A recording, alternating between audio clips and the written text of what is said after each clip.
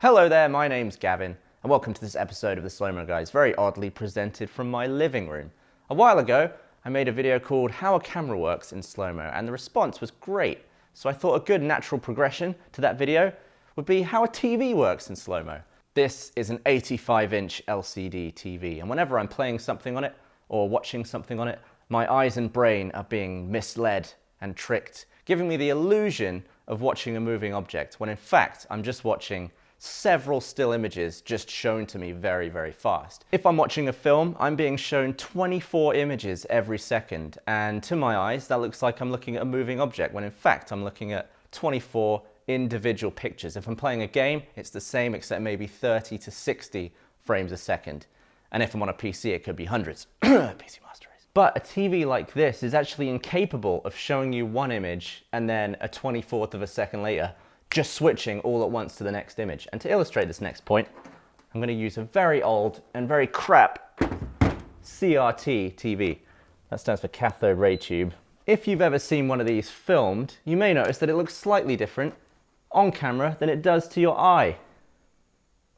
Look at that. The reason it looks like this is because the shutter speed of this camera is out of sync with the refresh rate of this screen. The frame is constructed from the top to the bottom multiple times per second. That's 60 times in the US, 60 hertz. I've prepared for you some high-speed footage that I shot a long time ago on the V2511 of this screen and some others. A lot of it is Dan playing Super Mario on the NES extremely badly. Here's the TV and the cat played back at 25. This is how it would be perceived in real time.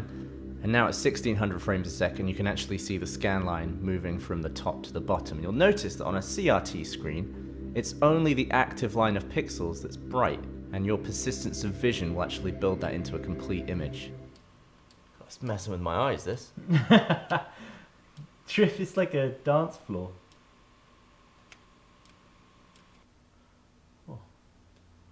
Oh, didn't even make it past the first guy. Slowed all the way down to 2500 frames a second, you can now differentiate each individual frame being built from top to bottom.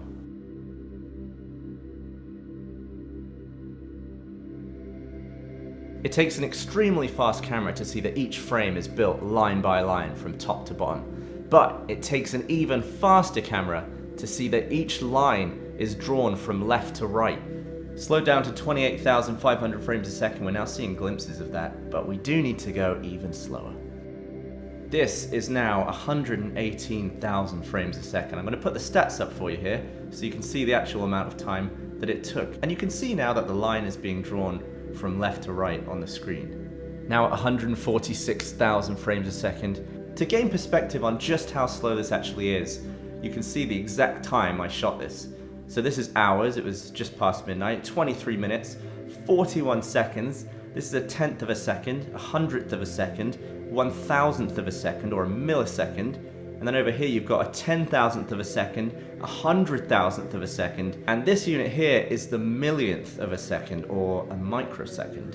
We are now at 380,000 frames a second as our recording frame rate. That is the highest frame rate we've ever shot so far on this channel. And using this information, here's a little bonus fact.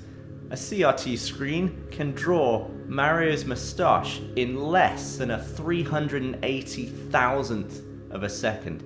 That is some seriously fast facial hair. And if you're wondering why this footage looks extremely mucky and blurry, it's because the resolution is only 256 by 128, which plonked into a 4K frame is this big. That CRT screen is standard def. This is a 4K screen, which means it's 3840 by 2160 pixels. That's over 8 million pixels. So think of the processing power that this TV has to have to update an image that big that many times every second. The first thing you'll notice about a modern LCD screen is that it's not only the active line of pixels that retains brightness, it's the entire image, so you can actually see the full image as each scan line passes down the screen. This is every frame of the startup sequence on an Xbox One.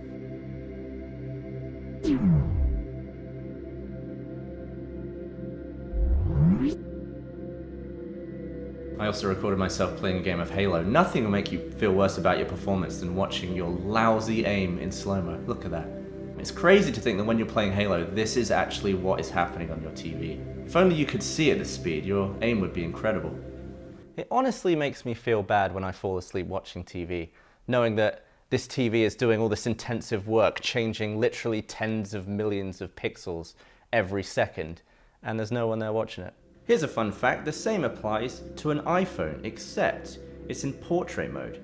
So if you're watching a video in landscape mode on your iPhone, you're actually getting updates from left to right, or right to left, depending on which way you flipped it. And that just proved to me that you can't see the refresh direction with your naked eye, because I had no idea whenever I was watching a YouTube video on my iPhone that the screen was updating in a completely different direction. I'm not sure if this is the case for all smartphones, but it's certainly the case on an iPhone 7 Plus, which is what I filmed this on. So we've talked about one illusion of TVs, the illusion of movement. The second illusion I want to talk about is the illusion of color. For this next part, I'm going to need a second camera. Here's one. That's you. Hello, you. So, in order to film this screen extremely close, I have to set my focus at the minimum possible distance. So it's sort of like right here now.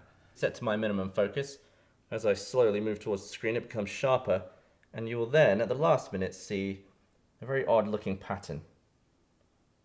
And what you're seeing there is an effect caused by the camera, this camera, trying to resolve individual pixels on the surface of this screen. As I push further forward, the effect disappears and everything goes out of focus. That's because I'm now beyond the minimum focal distance of this lens, which is about, well, it's about there. Not close enough. In order to get closer, I'm going to need a macro lens. Here's one. As I approach the white and everything starts to become in focus, you can see that white isn't so white anymore. It looks like I have to go closer even than that. Thankfully, I can go all the way to 5 times magnification. Now, one thing from this point, I am definitely going to need a tripod because there's no way my arms are sturdy enough to hold this in place. But I'll just ease it in just to show you the level of magnification we're talking about now.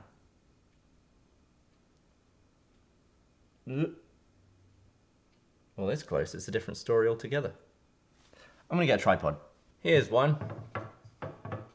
What a mission this is. Alright, let's see what we can do here. We're so close up right now that I can actually disturb this image by blowing on the lens. We're now looking at the sub-pixel level. A pixel is made up of 3 sub-pixels, red, green, and blue. RGB, you may have heard that before. And this creates the illusion of different colors. By dimming and brightening different sub-pixels to different intensities, this screen can create the illusion of literally millions of different colors. When all 3 are lit to full brightness, you get white. When all 3 dim, you go through gray all the way down to black. So if green dims away and red and blue are still lit, then you go into magenta, purple, that sort of area, and that's how the colors are made. So every time on your TV, you're looking at a white image, you're looking at tons of blue, green, and red lights. They're just so small, they look like white to your eye. Before you get white, red, green, and blue blurs into yellow, cyan, and magenta, and that's what happens here when I move the screen slightly out of focus. This is too close to watch a Slow-Mo Guys video. I might vomit. It's the same situation, just entire blocks, and they're bigger. As I mentioned before, this is a 4K LCD screen, which a while back were typically lit by CCFLs, or a cold cathode fluorescent lamp, which means the entire panel is backlit by fluorescent tubes. Nowadays, they are backlit by LEDs. This is why this would actually be marketed as an LED TV. The benefit of LED screens over CCFL screens is that they're a lot thinner. Now I'm going to point it at where some black text is. Now, interestingly, even though this area is black, because all the subpixels have dimmed, they are still in fact backlit. Let me show you that right now. Now you can see as we push in here, you have to pardon the noise. We're at an extremely high ISO to get this shot through a macro lens. But you can see even the dimmed pixels, part of the liquid crystal display is it's now trying to block all light from penetrating through, but it's still a backlit pixel. And that's one of the fundamental limitations of an LCD screen. You can see this effect on an LCD screen in the credits of a film, because you've got an almost completely black image, but because there's white text, the entire backlight has to be on to display the white, which means light will leak out from the black pixels, which means it's not true black. There is another technology that's becoming much more common these days, and that is an OLED screen, organic light emitting diode. I did want to include a comparison between an LCD panel and an OLED panel, but I didn't actually have an OLED TV. And by sheer luck, right in the middle of me shooting all this footage, LG got in touch and offered to supply me with an OLED TV for the purpose of making this video, which I really appreciate. Thanks, LG. Why don't we go and take a look at it? This is a 77-inch LG OLED TV. The way OLED technology works is that each pixel is self-illuminating, depending on how much voltage is passing through it, which means there's no global backlight on the TV. Each pixel is individually in control of how bright it is, and it's not being lit from behind. And that means when we go to our high ISO experiment, just like we did on the LCD, that when there's an area of black on the screen, all of those pixels are off. And you can see here where I'm putting my cursor in front of the lens, you can see each subpixel lighting up and then completely turning off when it goes away. This technology means much deeper blacks and the possibility of a very thin screen. And there you have it, a brief explanation of how a TV works in slow-mo. If you found that video interesting, chances are you might find some other videos interesting on this channel, so make sure you boop. And once you've booped, feel free to check out our... It's just there. Thank you very much for watching. That was good timing, wasn't it? TV timed out and now there's fireworks.